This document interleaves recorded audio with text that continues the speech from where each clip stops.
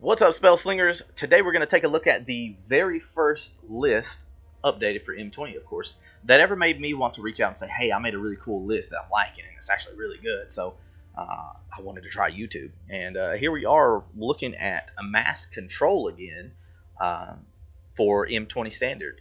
My name is Blakeizen, and this is my Amass Control-ish, mid-rangey kind of list.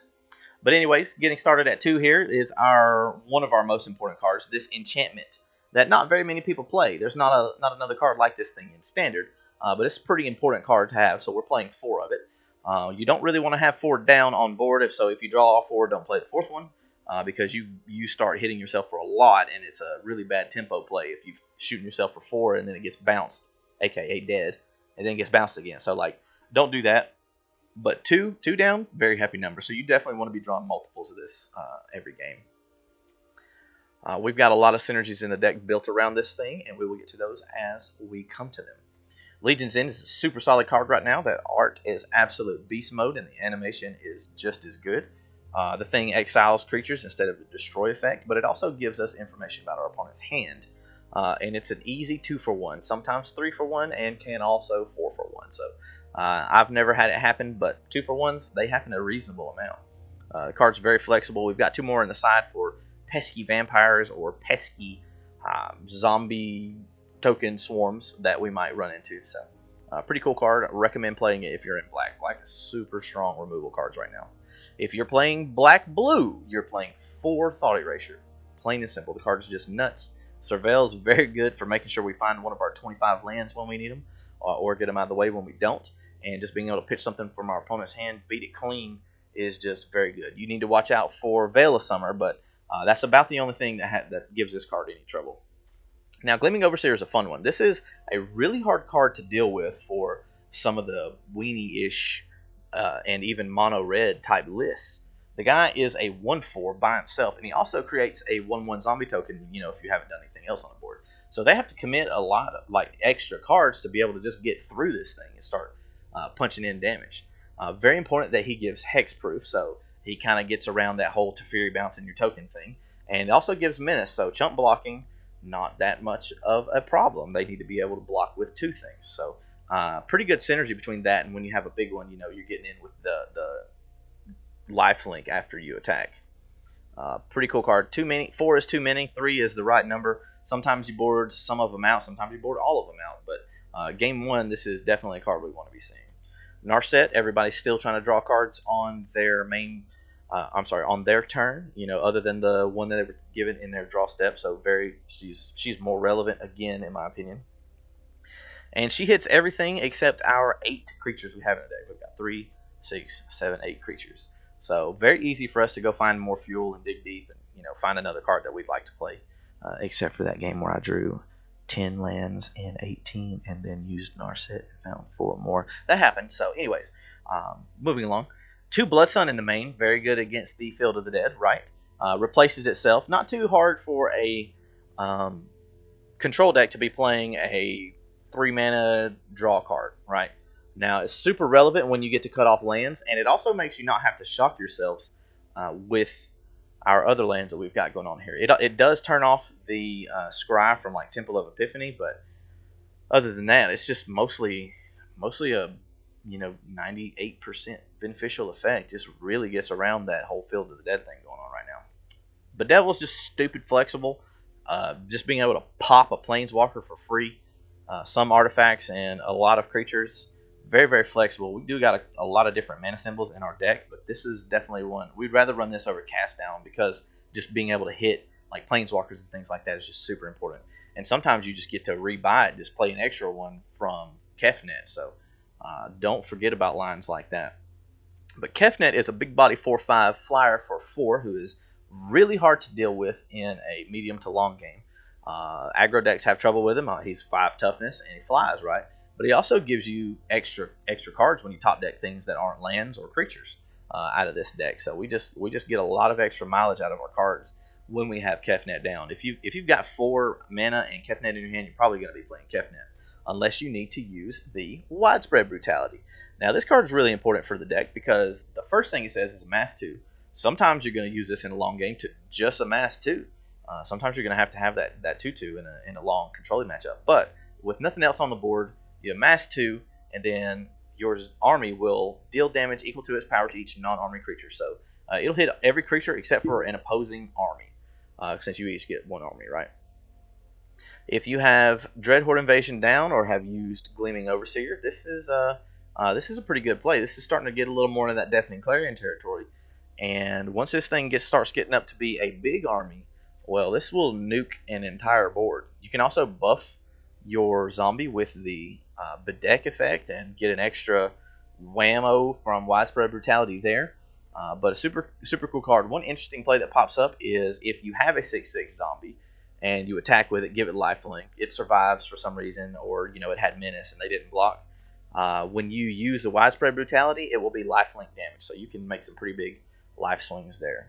We skipped over the one drawn from Dreams. This is just insurance in a long matchup. It's as a one-of, this card is super good. Just being able to dig super deep and find two things that, hey, I really want those two. I don't have to reveal them to my opponent. I want these two cards.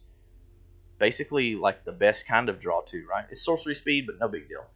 Pretty interesting. You can hit this thing off Kefnet and get some mad card advantage. Cavalier Gale is one of my favorite mythics in M20 Standard. If you know another list of this thing, feel free to reach out and tell me. Say, hey, I'm playing Cavalier Gales this way. I love this card. 5/5 flyer for 5. Big deal right now. A lot of creatures are having, or a lot of decks are having trouble, with flyers.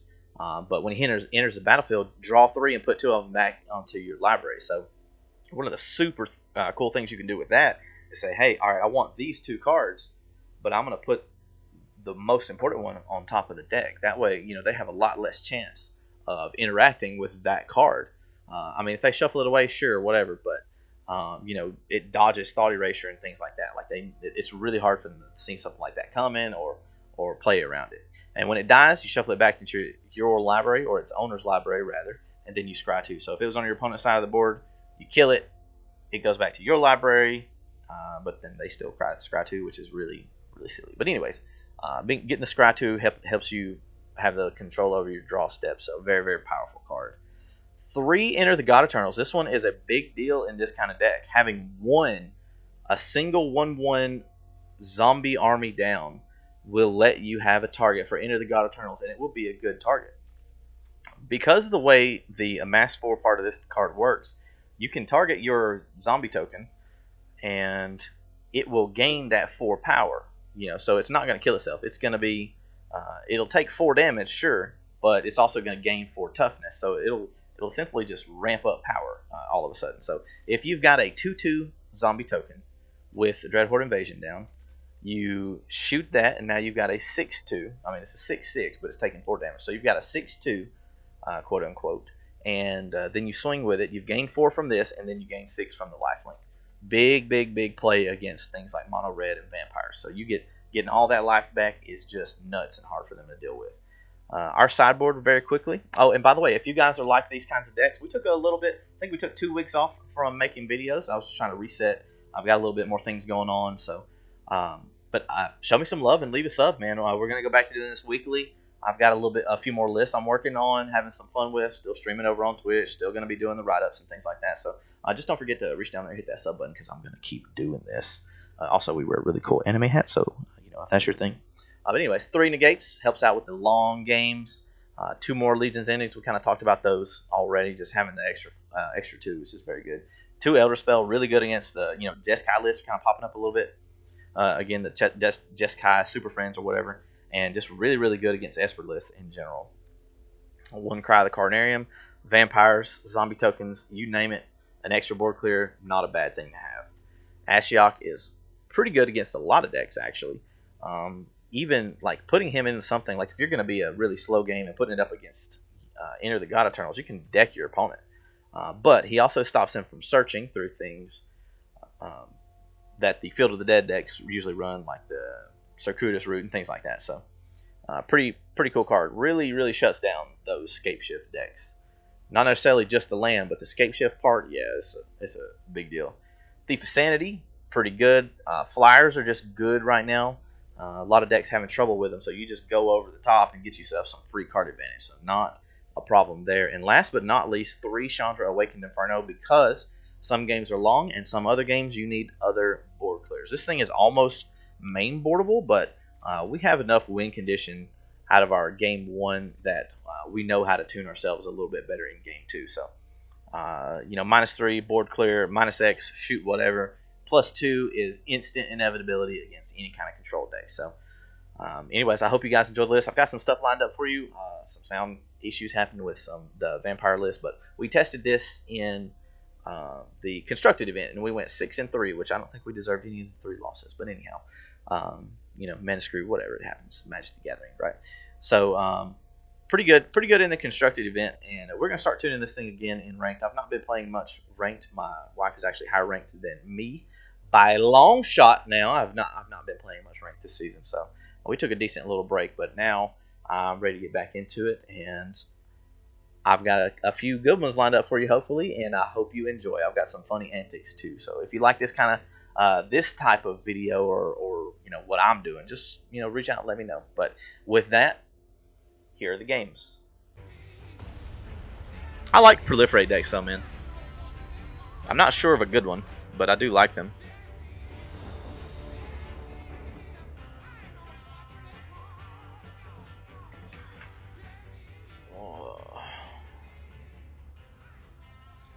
I'm not sure if this is a keep, but I don't really want to get up card.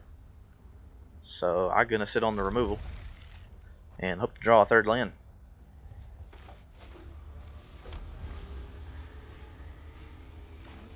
That's nice. We playing against another mono red. Word. So we don't need, I mean, we just do it this way.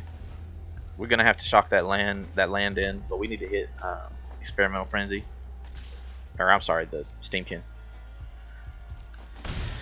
We need to hit the Steamkin when he plays it. Yep, you've always got it. If you don't hit him, you'll just win the game off that.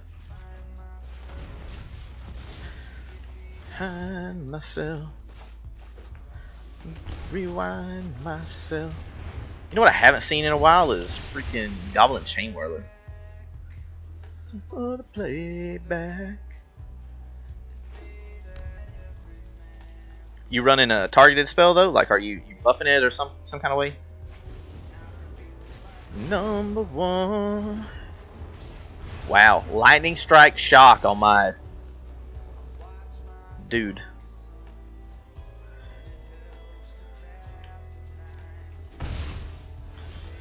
Many pill that helps to ease pain. See, I told you, man. Gleaming Overseer is terrifying to a mono red. Like, that's a 1/4 and made a 1/1. Way out loud, cover me. Oh, son. Price you pay. Be some big shot like I am. You still lose your board.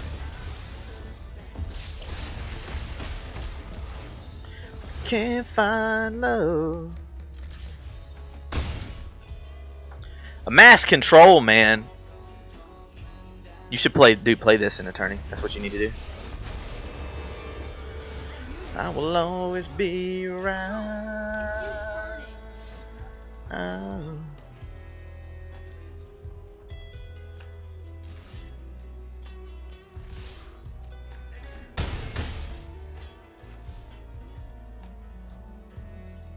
Wait, what the hell? Oh. That feel when you don't have the colors. Yeah, has Blood Sun in the main, works in the metagame. I mean, it's always been it's like Nailbiter versus Mono Red, but it handles other aggro decks because you have a 2 damage board clear. Like I think Widespread Brutality is good.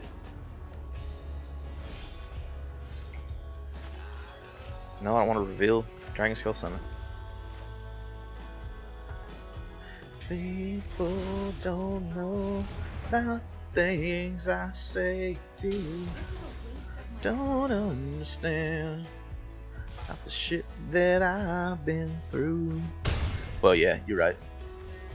But like you get really cheap things to do if you make 5 mana. Because Enter the God Eternals, hitting your own fucking Amass token is just great. So great. You gain a shitload of life. All the things I...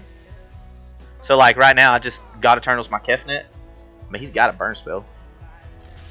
But I'll leave up a 4/4. And he would still have to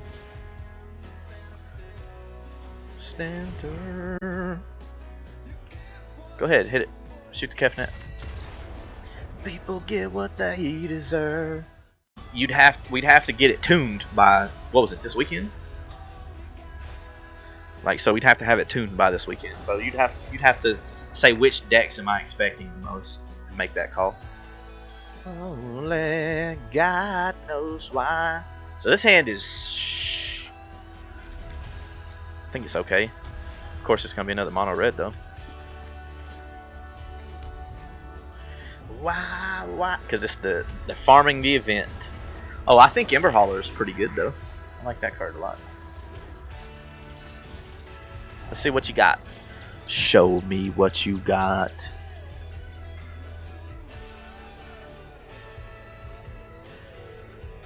We got 4 lands.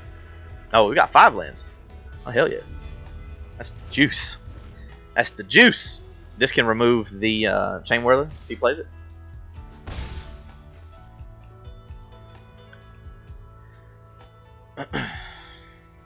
I'm not sure if I'm supposed to remove a creature here. Okay. Oh, then. So. We Kefnet next turn too.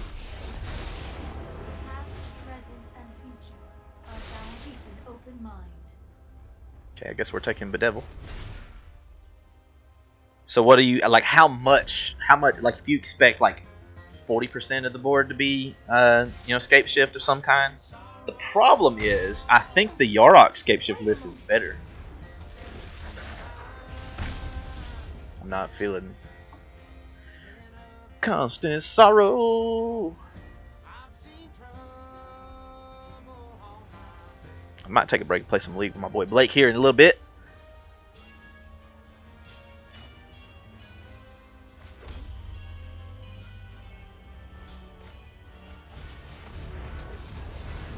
We got our blocker down.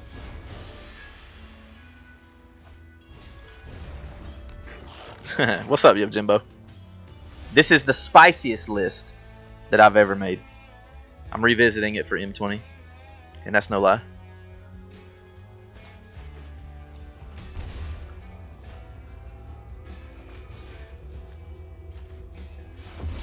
My mass control list. We're playing constructed event to test it out. We're 4-0 right now. But I mean, the first 2 decks were like weird. Yeah, but you ain't ever played my list though, have you, bro? I'll show it to you when we get done. Of course, I just retuned it for M20, but it sounds like I feel like it's pretty good right now because we can run Blood Sun in the main. We can run 2 of those, and we've got a Bedeck Bedazzle for, just in case we want to hit a Field of Ruin, or I'm sorry, Field of the Dead, and then for Amass, the Widespread Brutality, which is just a good board clear. Like, it's good against aggro and it's good against scape shift. So. Tuesday's gone with the wind.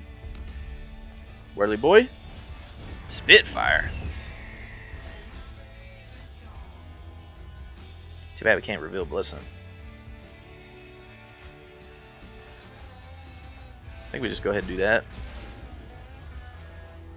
Pick that up right here. Show me what you got. 5-0. Oh! God, I hate control. Don't suck. Got it.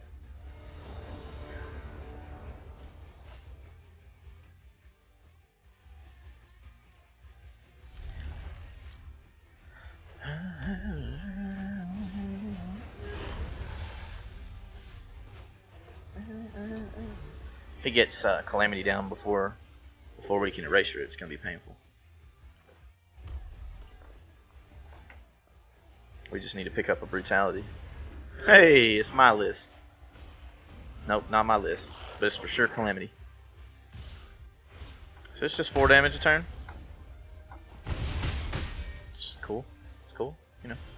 No sweat. No sweat.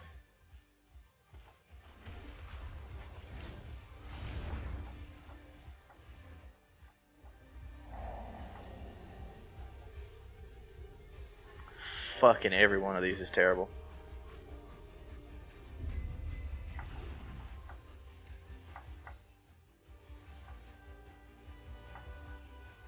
Man, his hand is actually pretty nuts for Calamity. We just gotta survive to this brutality, and then hopefully God Eternals. Damn. 5 damage. I'm not sure if we're supposed to thought erase or one of the light up the stages. I guess we're gonna. I guess it's not gonna matter because he's gonna draw 2 right here. Shock Chandra. We can hit the other. No, we got a thought eraser here, so we can try to draw. Try to find a land so we can make sure we hit this brutality. Okay. So we're gonna hold 5 damage, 7 damage, 7 damage. Oh damn! If he hits a land, I'm a little sad. Ooh, risky, risky, risky. Don't play a mountain. Okay.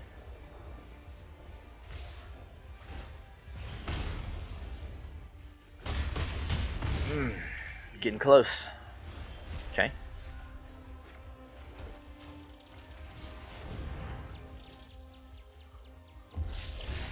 Alright, we at 4. One more land. One more land. I mean, we can Bond of Insight and get our stuff, 2 things back. Yes, that thing. Where are we at?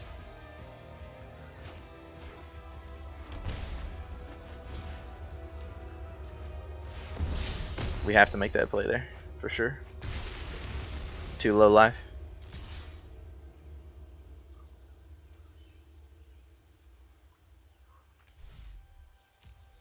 We'll Bond of Insight if we can.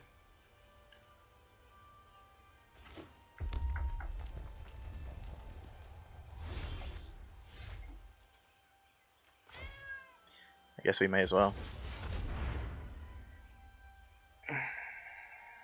May as well.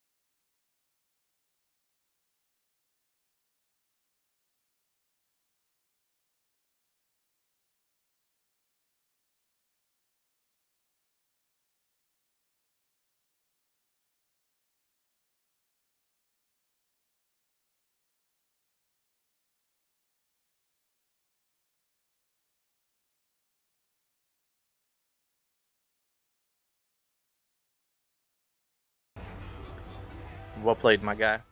Hey guys, thanks for watching. Hope you enjoyed the video. Before you go, I wanted to remind you to hit the like and subscribe buttons. And maybe head on over to twitch.tv/Blakeizen, where we're playing Magic the Gathering most nights of the week, 9:30 p.m. to 2:30 a.m. Eastern. And even on Sundays, we're hosting tournaments where we're doing off-meta rules, such as commons, uncommons only. So if you'd like to join or come hang out, just head on over and check us out.